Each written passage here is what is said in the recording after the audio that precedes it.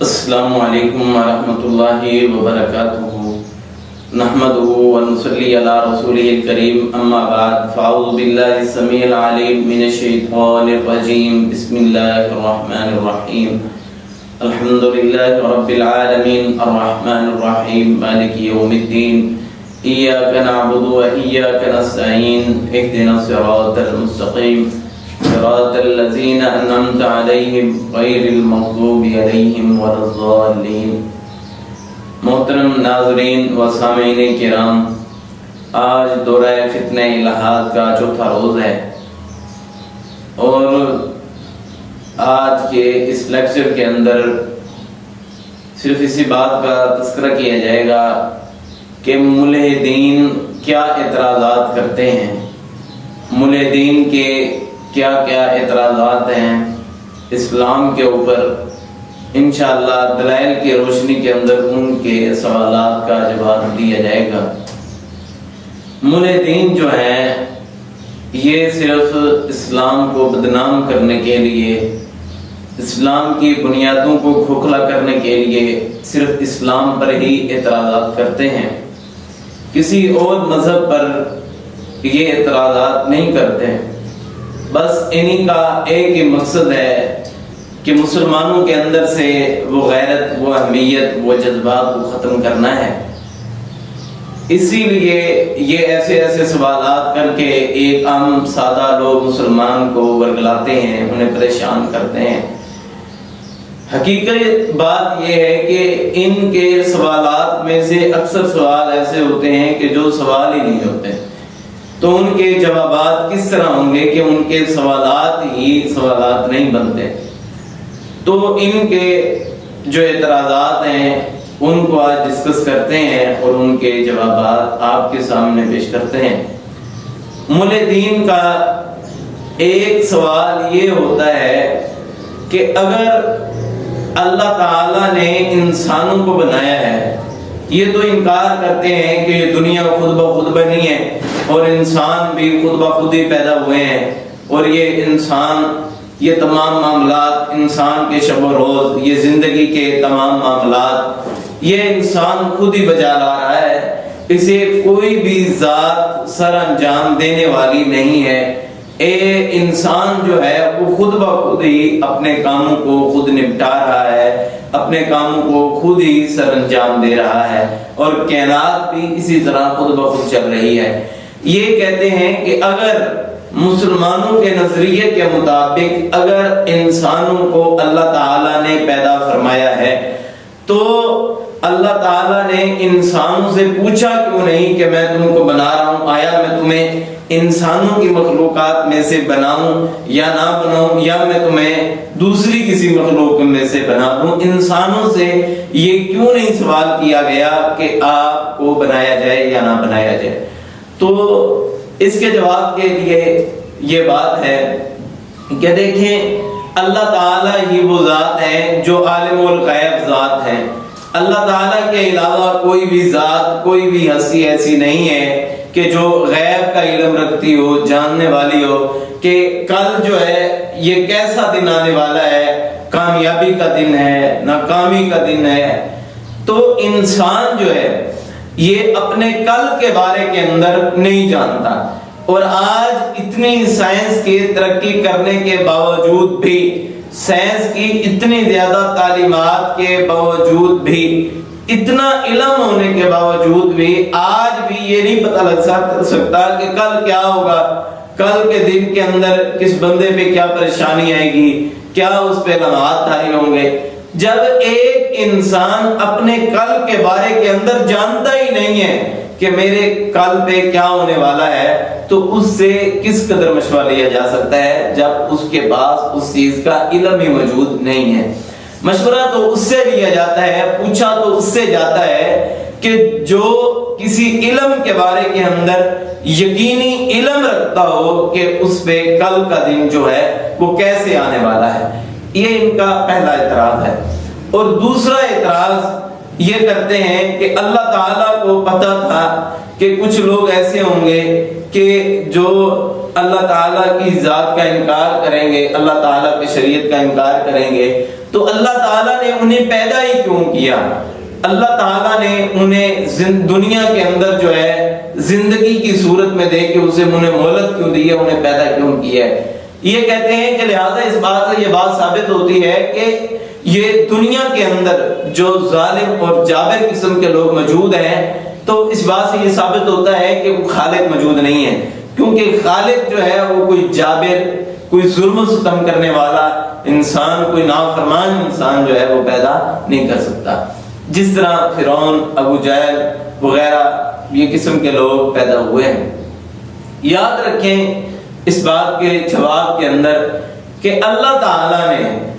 پہلی بات ہے کہ اللہ تعالیٰ نے عالم ارواح میں تمام لوگوں کو اکٹھا کیا، اور تمام لوگوں کے اکٹھا کرنے کے بعد اللہ تعالیٰ نے تمام لوگوں سے وعدہ لیا، اور تمام لوگوں نے حضرت آدم علیہ السلام کو سجدہ کیا۔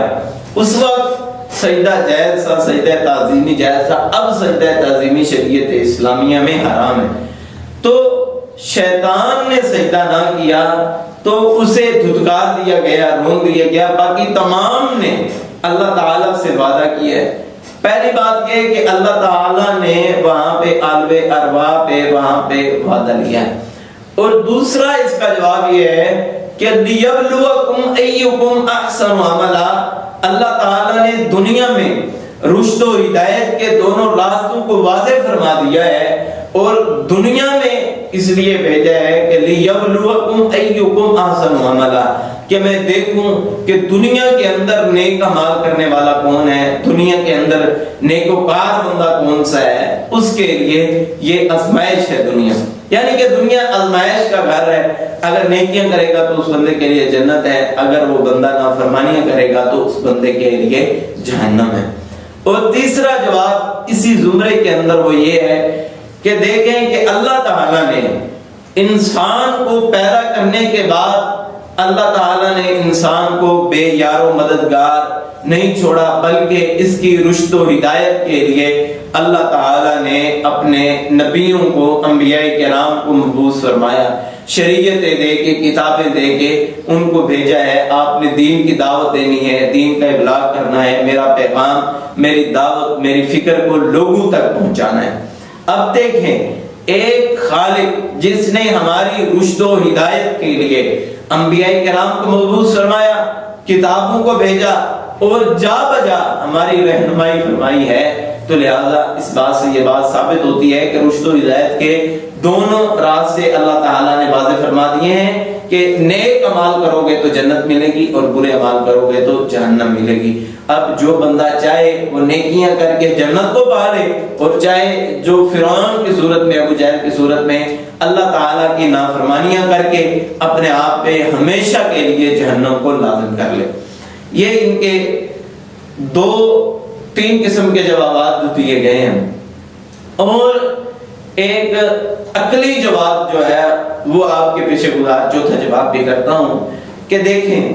اللہ تعالیٰ نے تمام چیزوں کو دیا ہے، دین کو، شریعت کو، احکامات پہنچانے والے، دین شریعت سمجھانے والے تمام کو بھیجا ہے۔ اب ایک سکول کا طالب علم، کالج کا سٹوڈنٹ جسے کمرہ امتحان میں بٹھایا جاتا ہے، اسے ایک پیپر دیا جاتا ہے، وہ اس کا امتحان ہوتا ہے، اسے معروضی پیپر دیا جاتا ہے، کوشچن پیپر دیے جاتے ہیں، اسے شارٹ کوشچن، لانگ کوشچن اسے حل کرنے کے لیے دیے جاتے ہیں، کیونکہ اس نے پیچھے سکول میں، کالج میں تعلیم حاصل کی ہوتی ہے، اسے ایک سلیبس دیا گیا ہوتا ہے، اسے اساتذہ نے تعلیم سکھائی ہوتی ہے، جس کے بعد اس پہ یہ لازم ہوتا ہے کہ وہ اس پرچے کو حل کرے۔ اب دیکھیں اگر وہ کمرہ امتحان میں بیٹھ کے یہ کہے کہ میں نے تجھے پڑھائی نہیں ہے، اب امتحان لینے والوں کا قصور نہیں ہے کہ تم نے پڑھا نہیں ہے، اساتذہ نے پڑھایا ہے، سلیبس مقرر کیا گیا ہے، اس میں سے امتحان پرچہ بن کے آیا ہے۔ اب اگر تم نے نہیں پڑھا تو اس میں کسی کا قصور نہیں ہے، بلکہ اس میں تمہارا ہی قصور ہے۔ اسی طرح یہ دنیا کا گھر ہے کہ دنیا کے اندر ہم دیکھیں اللہ تعالیٰ نے شریعت کو، احکامات کو نازل کیا ہے، اور پھر ان کی رشد و ہدایت کے لیے اساتذہ کی ٹیم جو انبیاء کی صورت کے اندر اللہ تعالیٰ نے بھیجی، کتب بھیجی، اور دنیا کے اندر یہ تمام چیزیں جو ہیں وہ رہنمائی کرتی ہیں۔ تو لہذا اس بات سے یہ بات ثابت ہوتی ہے کوئی بندہ بھی کل قیامت کے دن یہ اعتراض نہیں کر سکتا کہ مجھ تک دین نہیں پہنچا، شریعت نہیں پہنچی، میں نے تو کچھ سنا ہی نہیں ہے۔ لہذا یہ دین کی باتیں، یہ اسلام کی باتیں جو ہیں یہ تمام تر اللہ تعالیٰ نے اپنے انبیاء کے ذریعے سے تمام تر پہنچا دی ہے۔ اور ملے دین کا ایک اور سوال، تیسرا سوال جو یہ ہے کہ ملے عام طور پہ یہ سوال کرتے ہیں کہ پہلے آپ یہ بتائیں کہ آپ مسلمان ہیں یا پھر آپ انسان ہیں۔ اب دیکھیں، اگر یہ بندہ کہے گا کہ میں انسان ہوں، مسلمان سے نکل جائے گا۔ اب یہ کہے گا کہ میں مسلمان ہوں، انسان سے نکل جائے گا۔ یہ ایک ایسا سوال ہے جو بے ڈنگا سوال کیا گیا ہے۔ مثال کے طور پہ کسی مرد کو یہ کہا جائے کہ آپ پہلے یہ بتائیں کہ مرد ہیں یا انسان ہیں۔ اب یہ لوگوں کی فہم پہ دلالت کرتا ہے کہ کس قدر ان کی فہم ہے کہ یہ سوال حقیقی معنوں کے اندر بنتا ہی نہیں ہے۔ اب کسی عورت سے یہ سوال کیا جائے کہ تم عورت پہلے ہو یا تم انسان پہلے ہو؟ بھائی جو انسان ہے وہ عورت ہے، جو مرد ہے وہ انسان تو ہے ہی ہے۔ اب جو مسلمان ہے وہ انسان ہے ہی ہے، جو انسان ہے وہ مسلمان ہے ہی ہے جس نے کلمہ توحید پڑھا ہے۔ لہذا ان کا جو یہ سوال کرنا ہے یہ انتہائی غلط سوال ہے، یہ حقیقی معنوں کے اندر اس کی کوئی بھی حقیقت نہیں ہے۔ اور اس کے بعد یہ سوال کرنے کا پیچھے لاجک کیا ہے، یہ سوال کیوں کرتے ہیں کہ اگر یہ بندہ ہے کہے گا کہ میں مسلمان ہوں تو پھر یہ انسان کے دائرے سے نکل جائے گا۔ اگر یہ کہے گا کہ میں انسان ہوں، مسلمان کے دائرے سے نکلے گا، یہ خدا کا انکار کر دے گا۔ اب ملحد جو ہے وہ کہتا ہے کہ میں خدا کے بغیر ہوں، اور جو مسلمان ہے وہ کہتا ہے کہ میں خدا کی مدد کے ساتھ ہوں۔ اب یہ لوگ یہ سوال کر کے خدا کی مدد کا انکار کروانے کے لیے یہ سوال کرتے ہیں عام سادہ فہم لوگوں کے اندر، جبکہ ان کا یہ حقیقی معنوں کے اندر جو ہے یہ سوال بنتا ہی نہیں ہے۔ اور آگے چوتھے نمبر پہ یہ سوال اعتراض جو کرتے ہیں، یہ اعتراض کرتے ہیں کہ اسلام میں خواجہ سر ہجڑوں کو کیوں نہیں حقوق دیے گئے؟ اسلام نے بھائی خواجہ سر ہجڑوں کو حقوق دیے، اسلام نے تو حقوق دیے، اسلام نے وراثت میں ان کو پورے کا پورا حال شامل حال رکھا ہے۔ ان پہ اگر موت آ جاتی ہے غسل کو لازم کیا گیا ہے، اگر وہ خواجہ سر پیدا ہوتے ہیں ان کے کان میں اذان دی جاتی ہے، انہوں نے اسلام کو قبول کرنا ہے۔ اگر وہ چیز کوئی کماتے ہیں تو ان کا کوئی کھاتا ہے، لیا ہوا مال کھاتا ہے تو وہ کوئی حرام نہیں ہے، وہ جائز ہے۔ ایک وہ خواجہ سر جو پیدائشی طور پہ خواجہ سر ہوتے ہیں، ہجڑے ہوتے ہیں، جو اللہ تعالیٰ کی طرف سے ہی ایسے ہوتے ہیں، ان پہ کوئی تبان اور کوئی چٹی نہیں ہے۔ اور دوسرے نمبر پہ جن پہ خواجہ سروں پہ لان تان کی گئی ہے، جن کو عیب دار بنایا گیا ہے اور جن کو معاشرے کے اندر ذلیل دھتکارا ہوا اور گندا تصور کیا جاتا ہے، وہ یہ خواجہ سر نہیں ہے، بلکہ وہ خواجہ سر ہیں جو مرد ہیں تو وہ ہجڑا بننا چاہتے ہیں، جو عورتیں ہیں جو ہجڑا بننا چاہتے ہیں۔ تو رسول اللہ صلی اللہ علیہ وسلم نے بھی ایسے مردوں پہ اور ایسی عورتوں پہ لعنت کی ہے کہ ایسے مرد جو عورتوں کی مشابہت اختیار کرنا چاہتے ہیں اور ایسی عورتیں جو مردوں کی مشابہت اختیار کرنا چاہتی ہیں۔ اب اسلام نے تو پورے کے پورے جو ہیں وہ ان کو حقوق دیے ہیں۔ اب یہ اسی کے روپ کے اوپر پانچواں اعتراض جو یہ کرتے ہیں، یہ کہتے ہیں کہ قرآن مجید میں خواجہ سر ہجڑوں کے حقوق کو بیان نہیں کیا گیا، کیوں نہیں اسلام نے ان کے حقوق کو بیان نہیں کیا؟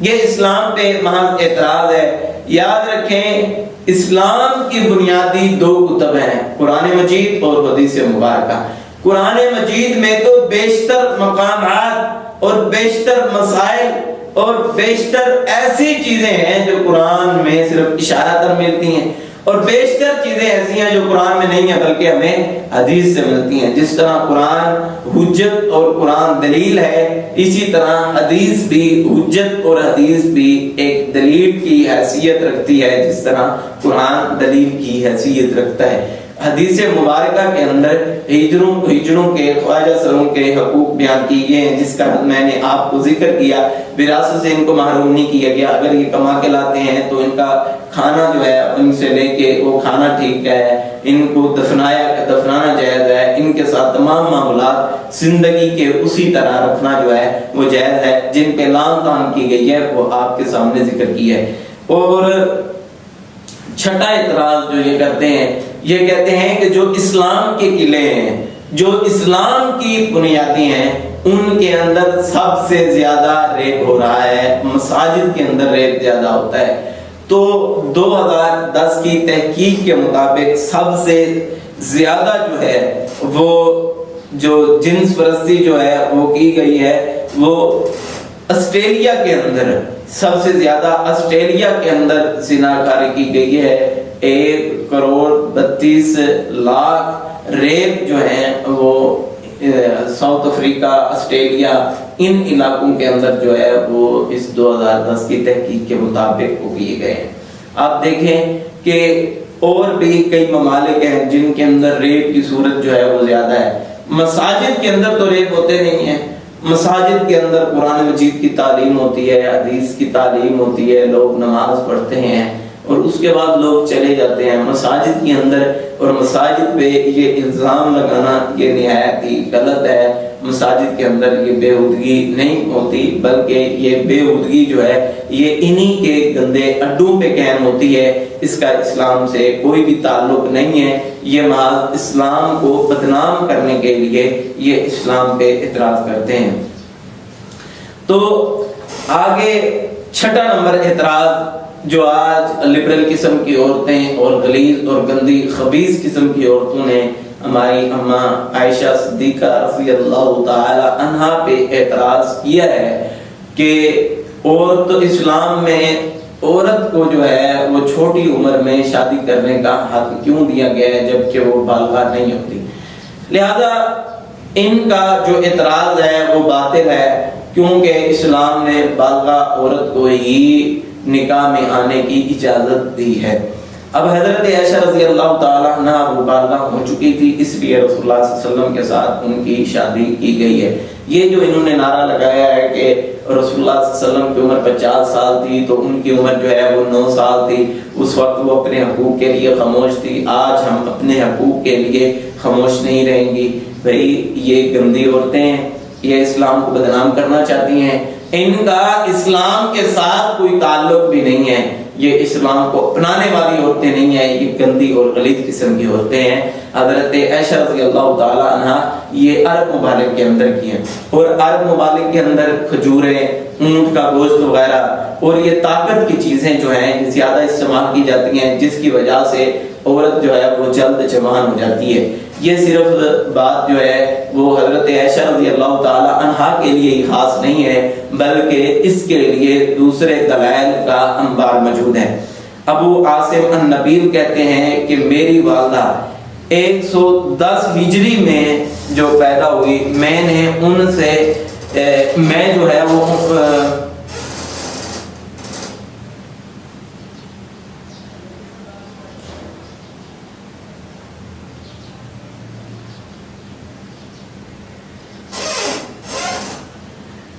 اس کے علاوہ بھی جو ہے وہ دلائل موجود ہیں، جس طرح سیر اعلام النبلاء جلد 7 رقم 1627 پہ موجود ہے۔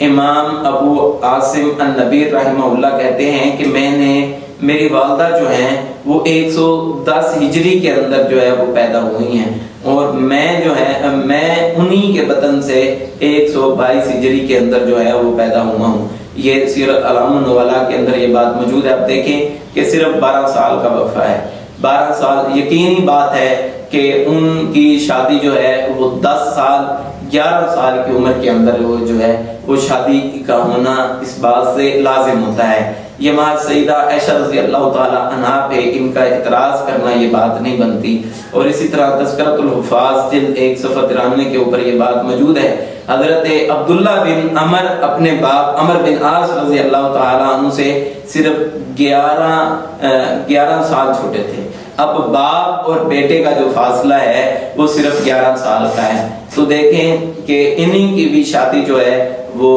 پکی بات ہے کہ جو 11 سال اپنے والد سے چھوٹے ہیں تو ان کی شادی جو ہے وہ کتنی جلدی ہوئی ہوگی. یہ صرف محض اسلام پہ اعتراض کرنے کی کوشش ہے کہ صرف اسلام کو بدنام کیا جائے کہ اسلام نے نابالغ عورت کی شادی جو ہے وہ محمد مصطفیٰ صلی اللہ علیہ وسلم سے کروائی ہے. یہ محض اسلام پہ اعتراض کرنا چاہتے ہیں. اور اسی لحاظ سے تیسری دلیل جو ہے وہ تاریخ بغداد جلد 1 صفحہ 222 پہ موجود ہے. ہشام بن عروہ رحمہ اللہ نے فاطمہ بنت منذر سے شادی کی اور ان کی ازواجیت کے شادی کے وقت ان کی عمر جو ہے حضرت فاطمہ کی عمر جو ہے وہ 9 سال تھی. حضرت فاطمہ رحمہ اللہ کی حضرت فاطمہ بنت منذر رحمہ اللہ کی عمر جو ہے وہ 9 سال تک ان کی عمر ہے. جو لہذا یہ 3 دلائل جو ہے کہ آپ کے سامنے پیش کیے ہیں. اور اسی طرح کامل ابن حدیث جلد 5 صفحہ نمبر جو ہے رقم نمبر 1115 کے اوپر یہ بات موجود ہے. حضرت عبداللہ بن صالح رحمہ اللہ کہتے ہیں کہ ان کے پڑوس کے اندر جو ہے ایک بچی ایسا جنم لیا کہ جو 9 سال کی تھی, جو صرف جس کی عمر جو ہے وہ 9 سال کی, جس کی بطن سے بچی پیدا ہوئی ہے اس کی عمر 9 سال تھی. اب دیکھیں کہ ایک ایسی عورت جس کے پیٹ سے 9 سال کی عمر میں بچی پیدا ہو رہی ہے, یعنی کہ وہ بچی جو ہے وہ جلد بالغہ ہو گئی اور اس کا جلد نکاح ہو گیا, تو اس میں کوئی عیب نہیں ہے. جو اچھی خوراک کھاتی ہیں, اونٹ وغیرہ کا گوشت کھایا جاتا ہے, ان کا دودھ پیے جاتا ہے, کھجوریں کھائی جاتی ہیں, اس طرح کی طاقت کی چیزیں عورتیں کھاتی ہیں, وہ جلد جوان ہو جاتی ہے, اس میں کوئی بھی اعتراض نہیں ہے. اور اسی طرح 5ویں دلیل اسی کے لیے تاریخ ابن عساکر جلد نمبر جو ہے وہ 70 کے اندر یہ بات موجود ہے کہ حضرت معاویہ رضی اللہ تعالیٰ عنہ نے اپنی بیٹی کی شادی جو ہے وہ 9 سال کی عمر میں کی ہے. اگر حضرت معاویہ رضی اللہ تعالیٰ عنہ اپنی بیٹی کی شادی 9 سال کی عمر میں کرے تو کوئی اعتراض نہیں ہے. اگر حضرت ابوبکر صدیق رضی اللہ تعالیٰ عنہ نے اپنی بیٹی کی شادی 9 سال کی عمر میں کی ہے تو ان پہ بھی کوئی اعتراض وارد نہیں ہوتا. اور اسی طرح آگے چلیں, 6ٹھی دلیل جو ہے وہ سنن دارقطنی کے اندر جلد 3 کتاب النکاح کے اندر 3836 نمبر روایت موجود ہے. فرماتے ہیں امام دارقطنی رحمہ اللہ نے ایک واقعہ نقل کیا ہے کہ عباد بن عباد المبلہی رحمہ اللہ فرماتے ہیں کہ میں نے ایک عورت کو دیکھا کہ وہ 18 سال کی عمر کے اندر وہ نانی بن گئی تھی اور 9 سال کی عمر میں اس کی بیٹی نے جنم لیا اور اس کی بیٹی نے بھی 9 سال کی عمر میں آگے بچہ جنم دیا. اب دیکھیں کہ ایک ایسی عورت ہے وہ 18 سال کی عمر میں نانی بنی ہے, 9 سال کی عمر کے اندر اس کی شادی ہوئی ہے اور پھر اس کے بطن سے جو اس کی بیٹی پیدا ہوئی ہے اس کی بھی شادی جو ہے وہ ہو گئی ہے اور 9 سال کی عمر میں اس نے بھی بچہ جنم دیا ہے. لہذا جو یہ مختصر 6 دلیلیں میں نے آپ کے سامنے ذکر کی ہیں, اس سے یہ تمام بات روشن کی طرح عیاں ہے, واضح ہے. جو میری اماں پہ اعتراض کرتے ہیں, سیدہ مطہرہ طیبہ پاکیزہ حضرت عائشہ رضی اللہ تعالی عنہا پہ اعتراض کرتے ہیں, ان کا اعتراض باطل ہے, ان کا اعتراض صحیح نہیں ہے. اور اسی طرح ڈاکٹر ذاکر نائک حافظہ اللہ تعالی یہ ڈاکٹر بھی ہیں, تو ایک دن کہتے ہیں کہ میں ایک میرے پاس ایک بچی ایسی آئی کہ جو 9 سال اس کی عمر تھی اور اس کو حیض آ رہا تھا. 9 سال کی عمر کے اندر اس بچی کو حیض آ رہا تھا. میرے ذہن کے اندر یہی روایت حضرت عائشہ رضی اللہ تعالی عنہا والی آئی اور میں نے یہ بات پکے طریقے سے کے ساتھ, مجھے پہلے بھی یقین تھا لیکن مجھے اور زیادہ پختہ یقین ہو گیا کہ واقعی یہ بات پکی اور سچی ثابت ہے کہ 9 سال کی عمر کے اندر جو ہے وہ عورت بالغہ ہو سکتی ہے اور عورت کی آگے جو ہے شادی نکاح وغیرہ کیا جا سکتا ہے. اور آگے جو اعتراض ہے وہ یہ اعتراض ہے 8 نمبر اعتراض,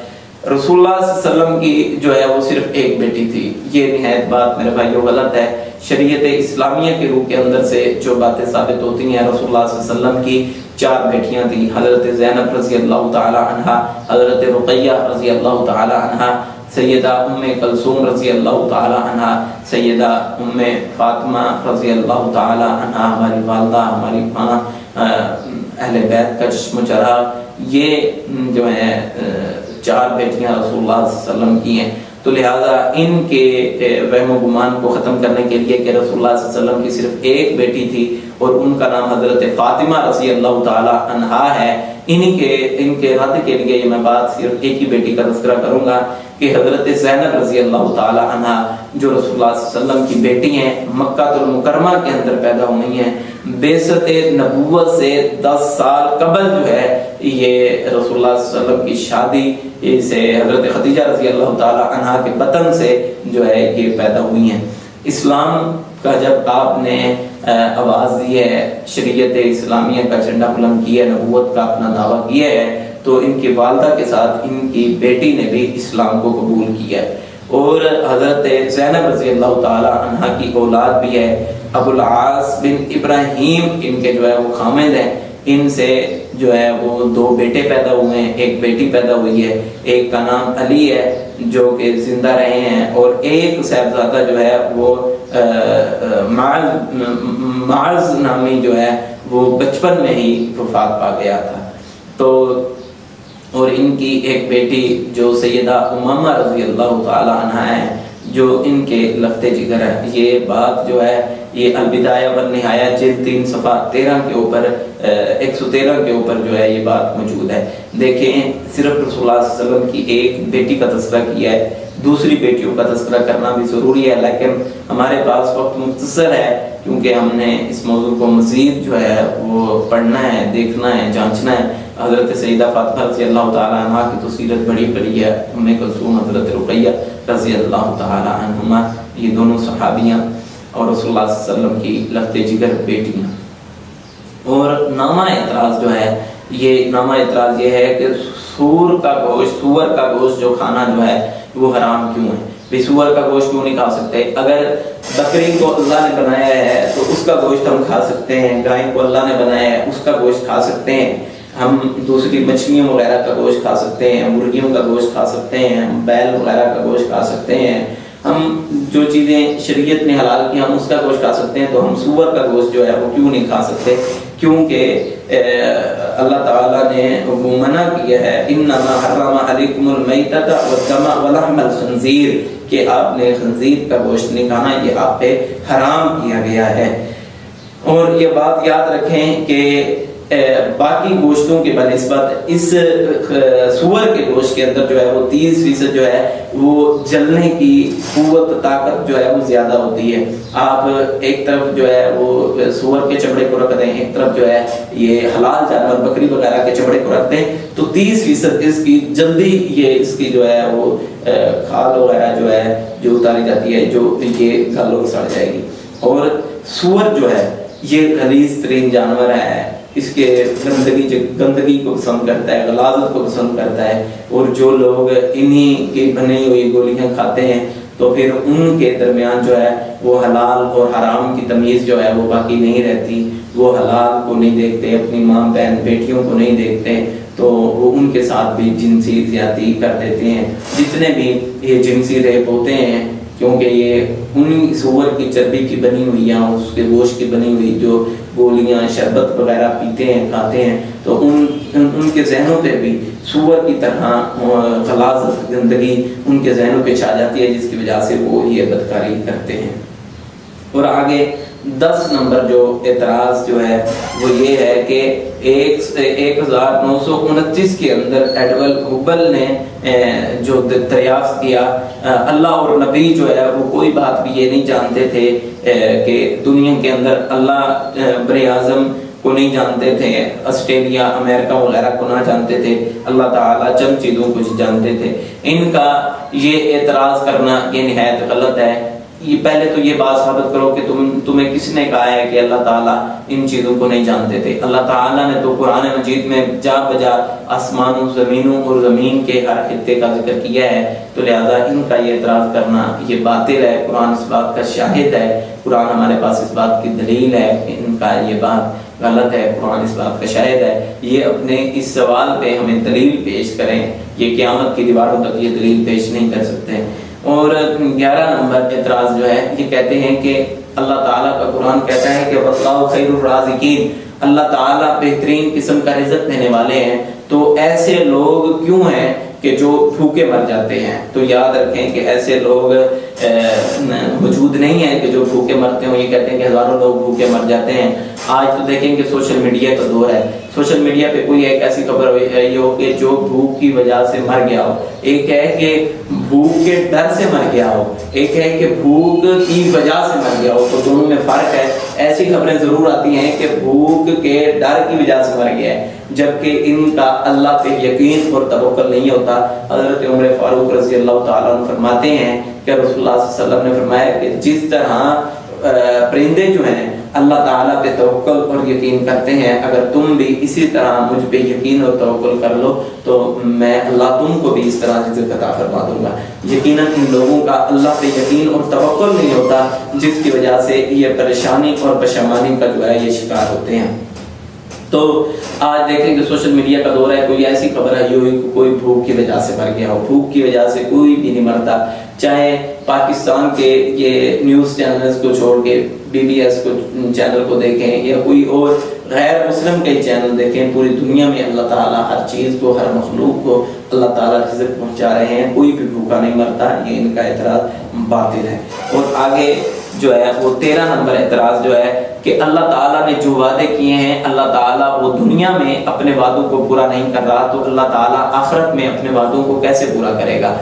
اس کا جواب یہ ہے کہ انہی کا یہ سوال غلط ہے کہ اللہ تعالیٰ نے جو وعدے کیے ہیں کہ اللہ وہ پورے نہیں کر رہا۔ اللہ تعالیٰ نے تمام لوگوں کی رزق کا ذمہ اٹھایا ہے، پرندوں کا، چرندوں کا، اللہ تعالیٰ ہر پرندے کو رزق دے رہے ہیں، اور ہر پرندے کو جیسا رزق مہیا کیا ہے کہ جو اس کو پسند ہے، جو اس کو کھانا چاہیے۔ اب دیکھیں کہ شیر کو گوشت دیا جاتا ہے، شیر گھاس نہیں کھاتا، بکری گھاس کھاتی ہے، گوشت نہیں کھاتا۔ ہر جانور کے لیے اللہ تعالیٰ نے اسی طرح رزق مہیا کیا ہے۔ اللہ تعالیٰ اپنے وعدے کی پاسداری کر رہے ہیں۔ اور دوسری بات اللہ تعالیٰ نے فرمایا ہے کہ اِنَّا نَحْنُ نَزَّلْنَا الذِّكْرَ وَإِنَّا لَهُ لَحَافِظُونَ، ہم نے یہ قرآن مجید نازل کیا ہے اور ہم ہی اس کی حفاظت کرنے والے ہیں۔ آپ دیکھیں کہ اللہ تعالیٰ ہی وہ ذات ہے جس نے اس کلام مجید کی، فرقان حمید کی حفاظت کی ہوئی ہے۔ اور یہ کہتے ہیں کہ اللہ تعالیٰ نے جو وعدے کی خلاف ورزی کی ہے اس کے لیے دلیل دیتے ہیں کہ دیکھیں یہ 3 خلفائے کرام جو ہیں وہ شہید ہو گئے، تو اللہ تعالیٰ نے بھئی ان سے یہ تو وعدہ نہیں لیا کہ آپ کو شہادت نہیں ملے گی، بلکہ اللہ تعالیٰ نے شہادت کا رتبہ بنایا، مقام بنایا۔ شہادت ایک سعادت والی بات ہے، لہذا ان کا یہ اعتراض کرنا جو ہے یہ باطل ہے۔ یہ کہتے ہیں کہ اسلام نے عورت کو حقوق نہیں دیے، تو اسلام نے عورت کو حقوق نہیں دیے بلکہ عورت کی عزت کو بمال کی ہے۔ تو یاد رکھیں اسلام نے عورت کو حقوق دیے۔ آج 1400 سال ہو گئے کہ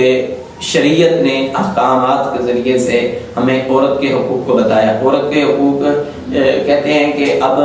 کوئی گواہی دینی ہو تو 2 مرد ہوں تو ایک عورت کی گواہی ہوتی ہے۔ بھائی کئی مقامات ایسے بھی ہیں وہاں پہ عورت کی ہی گواہی چلتی ہے، جس طرح اب کوئی رضاعت کا معاملہ ہے کہ رضاعت کے معاملے کے اندر جو ہے اسی اکیلی بندی کی گواہی جو ہے وہ مانی جائے گی، جو کہہ دے کہ میں نے اسے دودھ پلایا ہے۔ اب کوئی اور 2 گواہ لانے کی ضرورت نہیں ہے، بلکہ ایک ہی گواہ جو ہے وہ عورت کی گواہی اسلام نے قبول کی ہے۔ اسی طرح کوئی عورت آتی ہے اور کہتی ہے کہ میں نے زنا کیا ہے، اس بندی کی اکیلے کی گواہی قبول ہوگی۔ صحیح بخاری کے اندر یہ روایت موجود ہے، رسول اللہ صلی اللہ علیہ وسلم کے پاس ایک عورت آئی اور فرمایا کہ اللہ کے نبی جی مجھ سے گناہ ہو گیا ہے، زیادتی ہو گئی ہے، میں نے زنا کیا ہے۔ تو رسول اللہ صلی اللہ علیہ وسلم نے فرمایا آپ کے بطن کے اندر بچہ ہے، یہ جب پیدا ہو جائے تو پھر آنا، جب بچہ پیدا ہوا تو پھر آئے۔ فرمایا کہ ابھی اس کو آپ کی ضرورت ہے تو آپ جائیں اسے پالے پوسے، جب یہ کھانے پینے والا ہو جائے تو پھر آپ آ جائیں۔ پھر وہ عورت آئی، پھر کہا کہ میں نے اللہ کے نبی سے زیادتی کی ہے، گناہ کیا، مجھے پاک کر دیں۔ تو رسول اللہ صلی اللہ علیہ وسلم نے انہیں سزا دلوائی ہے، ان کو سزا دی گئی ہے۔ تو لہٰذا اس بات سے یہ بات ثابت ہوتی ہے کہ اسلام نے عورت کو حق دیا ہے، اسلام نے عورت کو جو ہے وہ گواہی دی ہے، اور اسلام نے عورت کو جو ہے یہ عزت دی ہے۔ اور دیکھیں کہ اگر کسی عورت کے اوپر کوئی تشدد کیا گیا ہے، اگر کسی عورت کے اوپر کوئی ظلم، کوئی ستم کیا گیا ہے، تو اسلام اب یہ نہیں چاہتا کہ کوئی مرد آ کے اس کی گواہی دے، بلکہ اس کو غسل دیتے وقت جو تشدد کے نشان دیکھے جائیں گے وہ عورت نہیں دیکھنے ہیں۔ تو دیکھیں کہ اسلام جو ہے وہ عورت کو حقوق دیتا ہے۔ اب دیکھیں کہ شریعت اسلامیہ کے اندر وراثت میں 12 لوگوں کو جو ہے وہ حق دیا گیا ہے، جن میں سے 4 مرد ہیں باقی عورتیں ہیں۔ اب دیکھیں یہ کہتی ہیں کہ مردوں کو حقوق زیادہ دیے گئے ہیں، عورتوں کو حق کم دیا گیا ہے، عورتوں کو وراثت میں سے جائیداد میں سے حصہ جو ہے وہ کم دیا گیا ہے، جبکہ عورتوں کو زیادہ حصہ دینا چاہیے۔ دیکھیں مرد کی ذمہ داری ہوتی ہے اپنے گھر کو چلانا، اپنے گھر کے نظامات کو کنٹرول کرنا۔ اسلام نے تو عورت کو یہ حصہ دے کر اس پہ احسان کیا ہے، جو آدھا حصہ جو دیا ہے یہ اللہ تعالیٰ کا احسان ہے، یہ شریعت کا اس پہ احسان ہے، یہ اسلام پہ جو ہے وہ اعتراض نہیں کر سکتے۔